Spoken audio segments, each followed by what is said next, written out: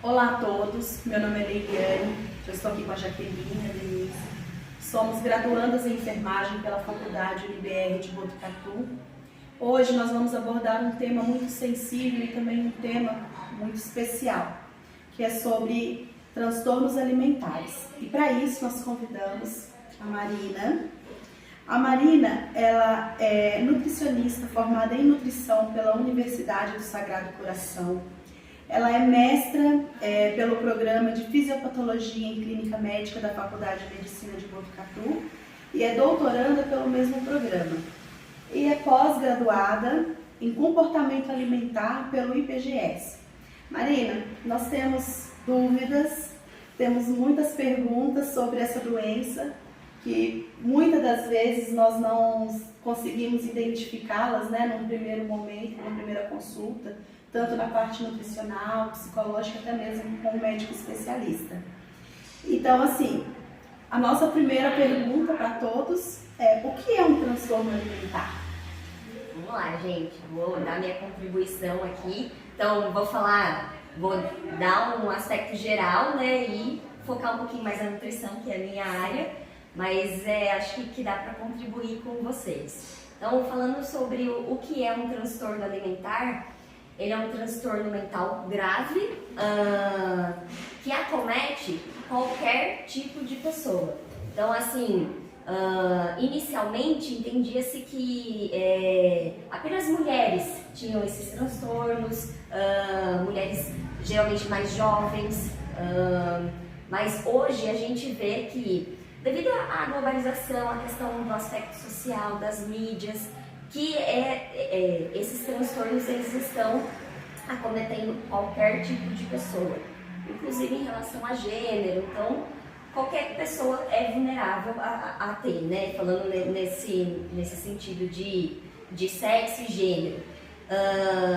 Os principais transtornos alimentares são anorexia e bulimia.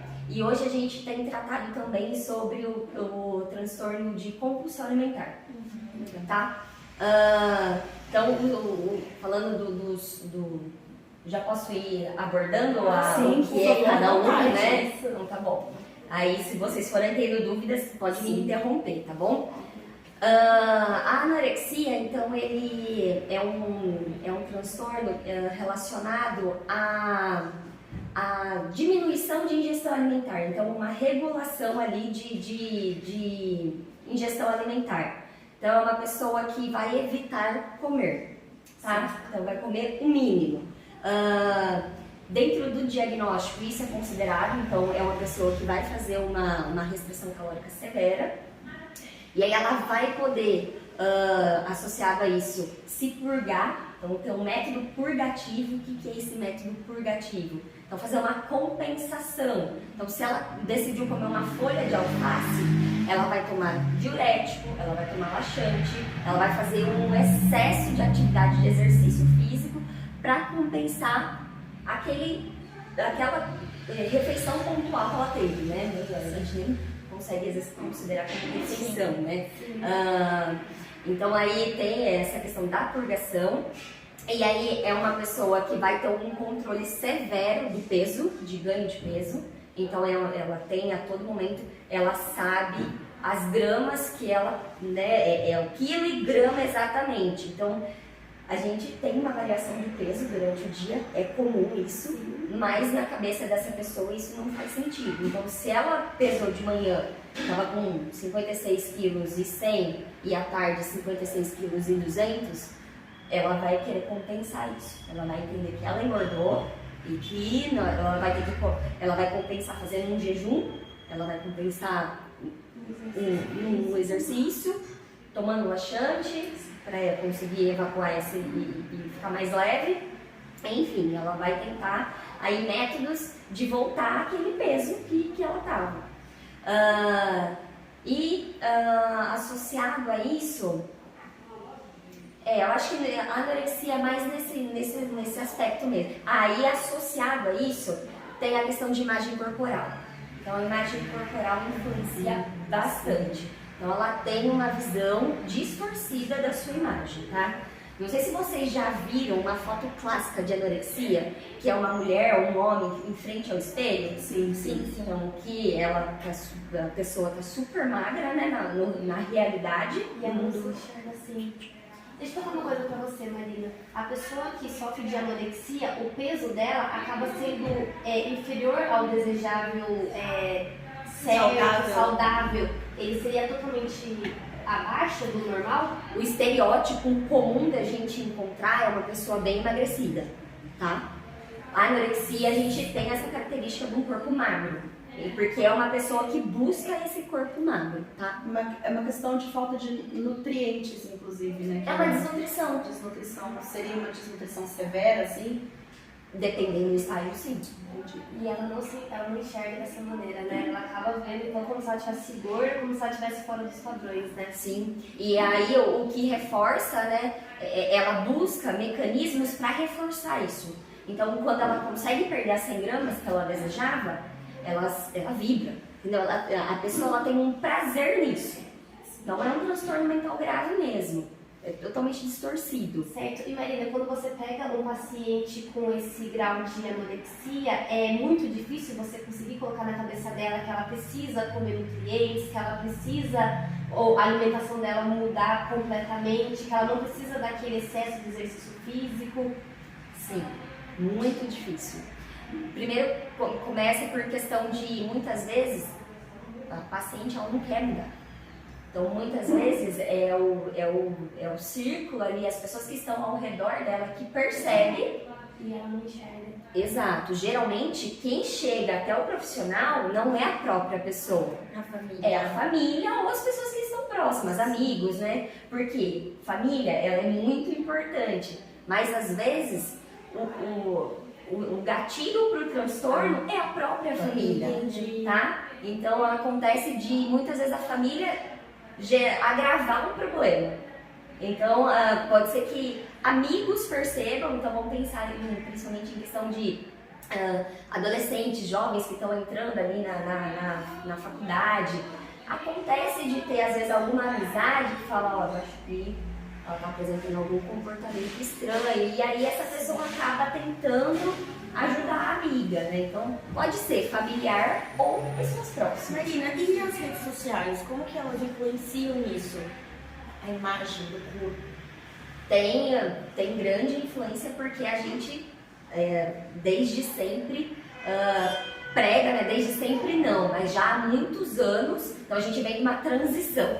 Lá na nossa história, né? O que era o ideal, o que era desejável como padrão de beleza? Era um corpo com mais dobras. Por quê? Porque a gente tinha escassez de alimentos. Então, Diretamente com a comida, ligado. Tudo. exato. Exatamente. Então, o corpo que tinha mais dobras, o que indicava? Que era uma pessoa rica, uma pessoa que tinha poder aquisitivo, que tinha mais acesso à alimentação. Tá? Então, era geralmente pessoas da realeza. Tá? E aí, isso então tinha esse culto a esse tipo de corpo. Foi se passando os anos, aí a gente foi tendo mais acesso à alimentação, né? Então, aí começou a questão de televisão, de mídias mesmo, e aí veio então a questão do corpo magro. Então, vamos pensar na Gisele, né? Em questão de desfile, de moda. O corpo era sempre muito emagrecido. É o corpo que está ali representando as roupas mais, né, da moda, é um corpo extremamente magro, né? E isso, eu acabei não contando, gente, mas eu sou formada em design de moda também, então tem uma pegadinha. Então, conte-nos mais sobre esse mundo aí, que tem tudo a ver. Então, a ideia do corpo emagrecido dentro da moda era a modelo ser um cabide. Então, quanto menos curva, é mais um cabide ambulante andando ali. Melhorar o que eles queriam mostrar, Exatamente, né? exatamente. Tudo, né?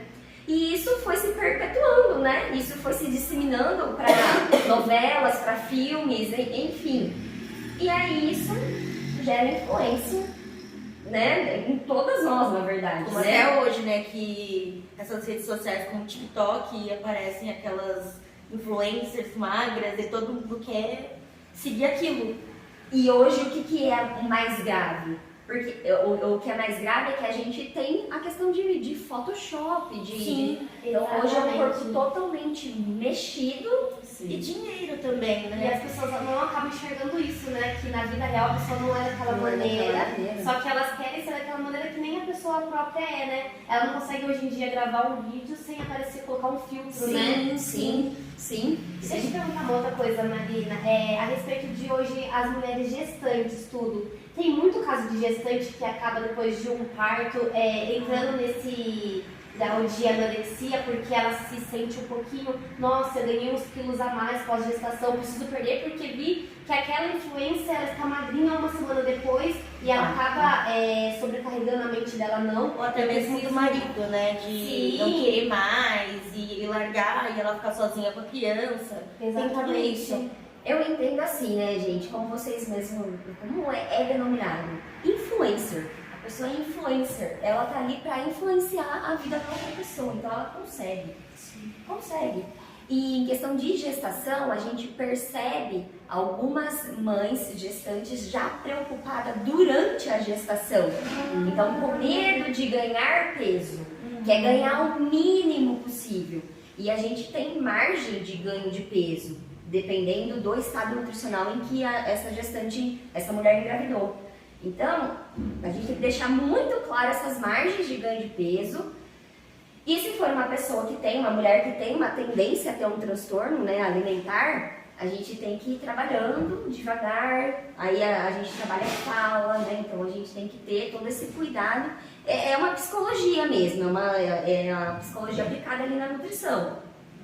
Para que ela não leve isso, né, para que ela ganhe o peso suficiente.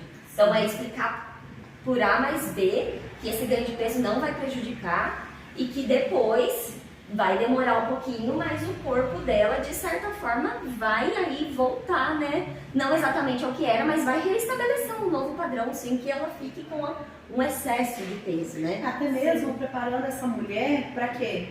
Se ela tiver um peso maior, mais tempo depois, se não conseguir voltar, ela ir também acostumando até mentalmente que o corpo dela vai sofrer alterações. Porque assim, nós não sabemos como fica o nosso corpo depois de um parto. Sim. Sabe, é muito diferente para muitas mulheres, então cada corpo tem sua individualidade. É um processo, né? Sim, e pegando um gancho do que a Jaqueline perguntou anteriormente a respeito, né, do transtorno, da moda em si, do tratamento, né? Esse tratamento, quando você percebe que uma paciente ela está ali com um transtorno alimentar, E tem vários gatilhos, né? isso, e assim, o que acontece? Vocês trabalham, não é mais no multidisciplinar, né? Vocês procuram uma equipe interdisciplinar para tratar todos. Vocês têm, assim, quais são os profissionais de imediato, assim, de urgência que vocês procuram? A tríade é sempre, seria psicólogo, então tem que ter a terapia, o médico, geralmente o psiquiatra. Se ela já estiver apresentando alguma complicação, né, gerada pelo transtorno, então vamos pensar na anorexia, que provavelmente ela já vai estar apresentando algum quadro de desnutrição.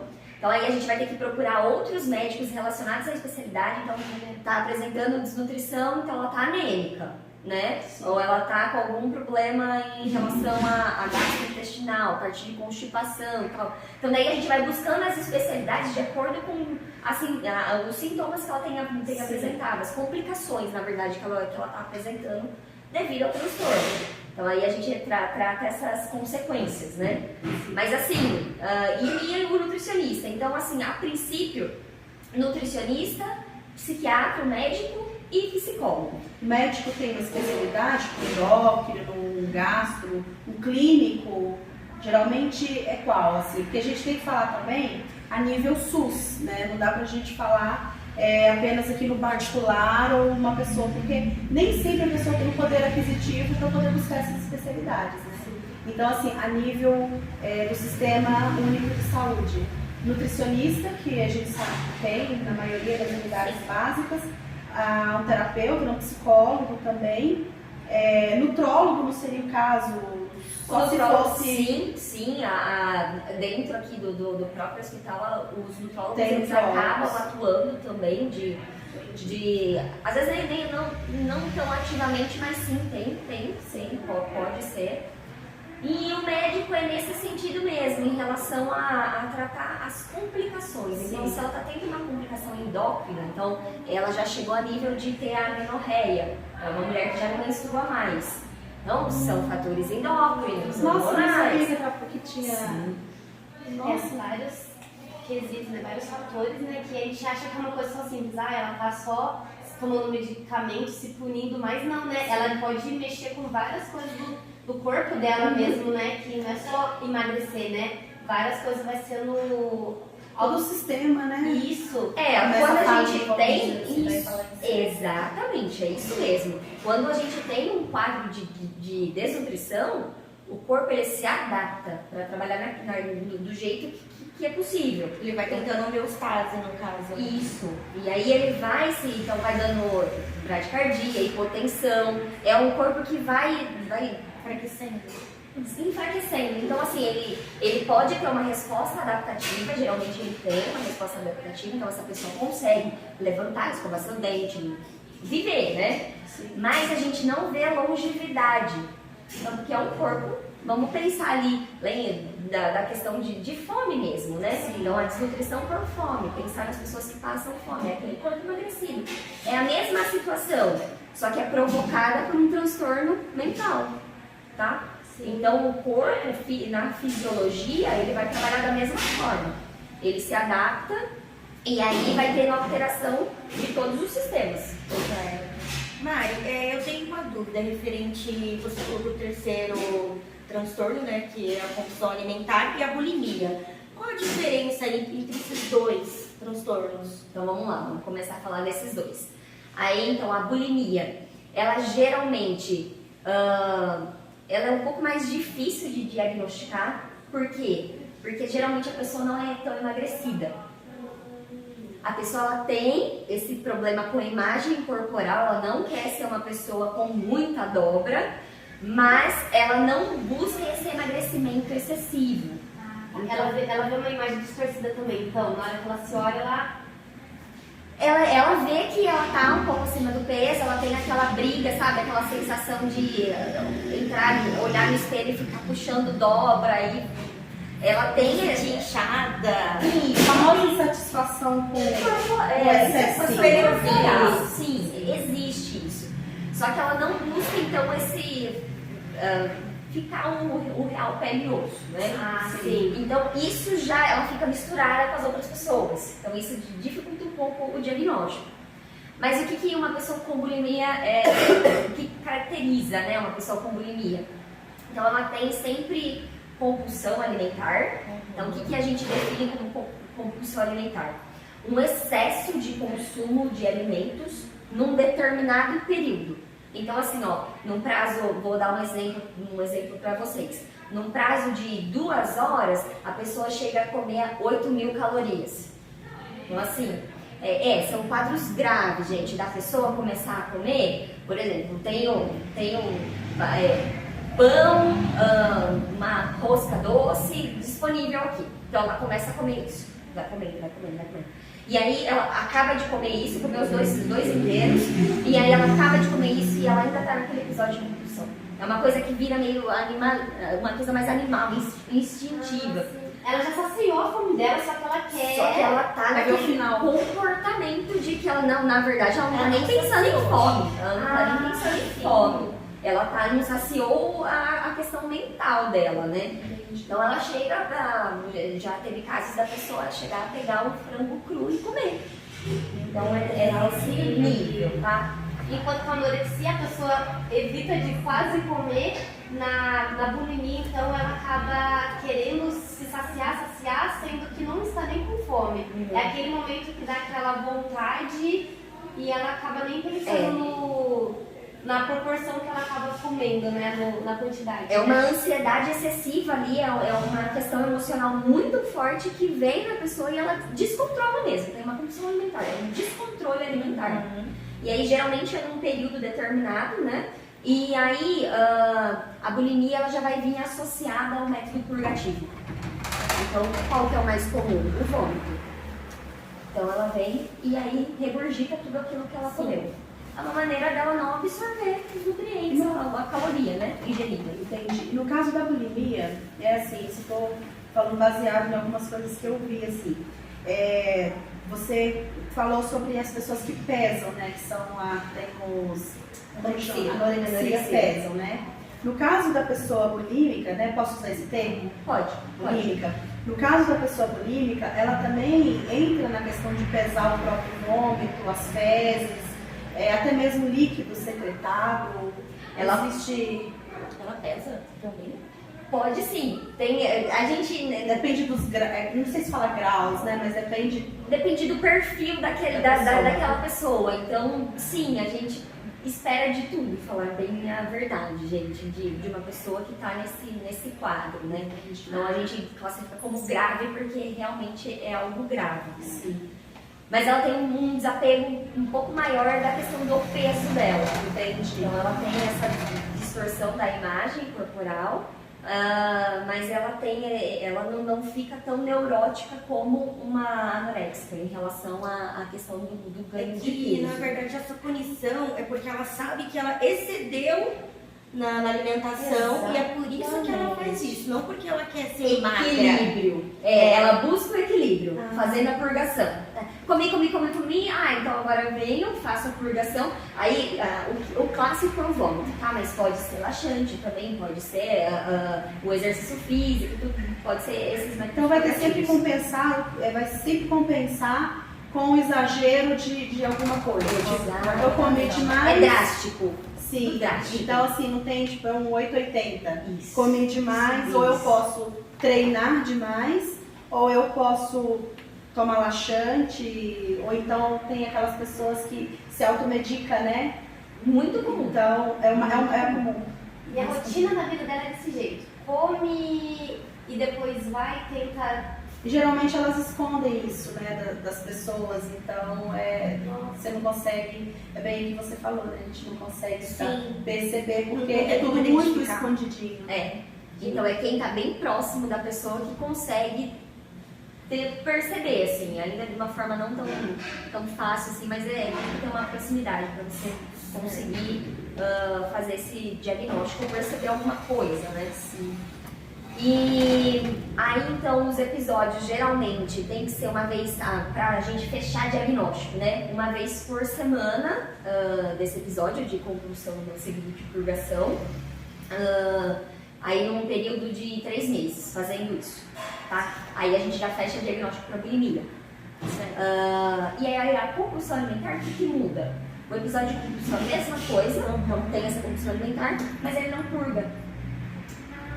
Então não tem a purgação, ele fica com aquilo que ele comeu. Então, no caso, seriam as pessoas obesas? Geralmente está associado a um corpo com mais olhos. Sim. Entendi. Sim. A gente, eu ouvi você, eu imagino que vocês também devem estar com essa curiosidade, de falar sobre um corpo com dobras. A gente não usa o termo o corpo obeso, não se usa o corpo gordo, não se fala mais dessa forma, né? Porque assim, a gente vive num mundo muito taxativo de muitas coisas. Gordofóbico, inclusive. Exatamente. Sim. Então, assim, até mesmo eu acho que, isso eu quero perguntar para você como profissional, entra muito a questão de como posicionar as falas em vários níveis. Então, assim, nós que estamos aqui iniciando, né, assim, a graduação, vamos ao longo dos anos ter que aprender a usar muitas coisas que não seja ofensivo, que não seja, como que fala, diminuir, né? Então, assim, não se usa o termo correto que a gente usa hoje para falar sobre uma pessoa que está acima do peso no sentido de doença, não porque tem vários corpos e, né, conscientemente a gente sabe disso. Mas então se usa corpo com dobras. Não é uma coisa estabelecida, né? É um padrão. Mas da minha visão, né, pelo fato de eu estar estudando comportamento alimentar, gostar dessa linha de pensamento e em pensar em inclusão, eu entendo que é um termo mais adequado. Sim. Não que o obeso e o gordo não esteja correto, mas são palavras associadas a coisas negativas, geralmente, Sim, né? sim, Traz sim. um peso muito grande. Então, prefiro evitar essas palavras, então usar de uma outra forma mesmo. Entendi. Então a gente pode ver que é mais um cuidado na fala, um trato, é um cuidado Faz a até. diferença, gente, É. para estabelecimento de vínculo com o paciente, tá? E E é o que a gente vai buscar muito nessas pessoas com transtorno alimentar, esse vínculo, né? Então a pessoa ela vai, o que é muito difícil essas pessoas conseguirem fazer, é se vincular aos profissionais. Então a partir do momento que a gente consegue estabelecer algum vínculo com aquela pessoa, ela confiar em você, existe a chance da gente conseguir fazer com que ela se recupere, com que ela mude, tá? Então assim, meninas, vocês têm mais algumas perguntas? Sim. No caso de pessoas que são veganas, vegetarianas, como que funciona a parte de alimentação se ela tem algum problema de transtorno alimentar? Como que você consegue passar para ela? Então, eu fico pensando, né, em relação eu não vejo, eu não tenho experiência com isso, falar bem a verdade, mas eu fico pensando que eu não sei se é uma pessoa que tem a preocupação em ser vegetariana ou vegana. Eu não sei se, por exemplo, uma anoréxica, ela vai, às vezes, em um dia ela come meia maçã. Então não é uma pessoa que vai estar preocupada em comer carne ou não. Entendi. Então, Porque tem muita gente que acaba sendo vegana e vegetariana que faz as substituições, né? sim. Por exemplo, não come a carne, mas tem Tem outras proteínas, né, que acaba ela substituindo, né? Que acaba tendo essa preocupação. que costumam se alimentar até soja, melhor. você Isso, começa. exatamente. E assim, vamos pensar numa bulimia. Se ela for vegetariana e desse aspecto ela pode continuar sendo vegetariana, se for essa questão de nutrientes, se for essa a dúvida, a gente consegue adequar normalmente como se fosse para uma outra pessoa que quer se tornar vegetariana. Eu só não sei se é tão comum a gente ver esse quadro. Ah, sim. Pode ser que agora, né, que o vegetarianismo tem mais Ele tem força, aumentado, né? né? Tem aumentado, e isso surja. Né? Então, Até porque a gente está falando de transtorno, né? Então o transtorno ele vai pegar qualquer mente, então não vai... E sabe o que eu tava pensando? Às vezes, entrando no caso da pergunta dela, às vezes a pessoa não sabendo fazer a substituição pode entrar no caso às vezes, de uma anorexia, não sabendo fazer a substituição da proteína, que substituindo, acaba depois tendo uma anorexia por falta de vitaminas ou proteínas, né? Que ela acaba ficando muito magra, acaba ficando doente, né? Adoecendo de outras falta coisas, de né? só que isso, mas aí o que difere? É uma pessoa que está buscando um novo hábito alimentar, mas não que ela não quer comer, tá? Então daí, é outra coisa. A anorexia nervosa, então eu vou deixar claro inclusive isso, né? Então a anorexia, quando a gente fala anorexia, é a pessoa que não tá comendo, né? Então tá com inapetência, não tá ingerindo nada. Aí quando eu classifico a anorexia nervosa, eu estou falando da doença, do transtorno, entende, tá? E bulimia nervosa também, geralmente a gente usa esse, o termo correto é bulimia nervosa, anorexia nervosa. Então, anorexia nervosa, eu estou falando do transtorno mental, tá? Aí, quando é a questão de anorexia, de não tô conseguindo comer, porque eu tô com câncer, não sei, ou porque tenho algum problema comportamental ali, que tô com problema na minha família, enfim, aí é anorexia. Olha, isso aí eu já não sabia. Eu também não sabia Isso, dessa tem essa diferença, tá? E é muito importante, né? Na hora que você vai passar seu diagnóstico pro paciente. Sim, né? porque daí vocês vão ver também na evolução, né? Anorexia, apresentando anorexia, você fala, opa, transtorno? Não. Exatamente. Eu Eu já já pensava dessa forma. eu já Que a colocava tudo no pessoa mesmo opta por não pacote. comer. Isso. E quando a pessoa opta por não comer, porque ela tem essa questão do corpo, aí fecha esse diagnóstico. Agora, quando a pessoa não está conseguindo comer por outras coisas, e isso também dificulta o diagnóstico. Porque às vezes ela pode não estar comendo porque ela está depressiva. Mas é porque ela tem uma anorexia nervosa. Exatamente. Tá? Então isso por isso que é difícil mesmo o diagnóstico, porque mascara. Tem vários outros transtornos mentais que mascaram. Isso. Então tem que ir investigando até realmente fechar o diagnóstico. Bacana. Certo? É bem complexo, gente, dá pra gente discutir o dia Sim, todo. a gente tem pouco tempo, mas Marina, queremos agradecer você. E assim, para encerrar, né, tem que ter aquela fala, né, que a gente sempre tem dúvidas, sempre tem aquela preocupação, assim, né, tanto com o paciente, tanto para nós, os ouvintes, né, assim, você tem alguma coisa para passar para os nossos colegas que estão nos assistindo a respeito de atenção, né, a um familiar, a um adolescente, né, a questão de mídia, a questão da alimentação? Não é ser vigilante do prato alheio, né, da vida alheia, mas assim, você ter um olhar mais sensível para a pessoa que está do seu lado, do seu familiar, atento aos sentimentos dos outros. Porque assim, a gente viu aqui nesse bate-papo que envolve a vida toda, né, Deide? Envolve tudo. Então, assim, pega a pessoa por inteiro. Você tem um recadinho para passar para essas atenções? Tenho. Então, assim, o que eu deixo bem claro, a gente tem muito cuidado com relação às dietas da moda, principalmente, então dietas restritivas, loucas, que pode levar a gente a gerar uma neurose e aí isso desencadear alguma coisa mais grave. A gente tem muito cuidado em relação às nossas falas, então, principalmente quando a pessoa é muito importante para você, seja um familiar, um amigo muito próximo, e você julgar o corpo dessa pessoa, falar sobre o corpo dessa pessoa, pode sim ser gatilho para desenvolver um transtorno alimentar. Então a gente tem muito cuidado, respeitar, né? Respeitar o nosso corpo e respeitar também o corpo do outro, a imagem corporal. E a gente tem essa tranquilidade de lidar com isso. A gente é diferente mesmo e tudo bem, cada um tem seu quadrado. Sim. Certo? Certo. Muito obrigada, Mari. Foi um prazer. Muito obrigada, pessoal. Obrigada.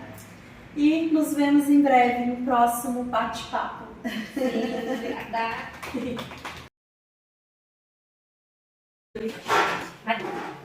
Marina, você tem jeito. Então, vamos subir, começar a falar. Eu imaginaria, A gente tem transtornos mentais. É, eu tenho mesmo. A gente percebeu isso na saúde mental. Todo mundo tem que ver, a gente Posso olhar? Ai, meu Deus, celular, por favor.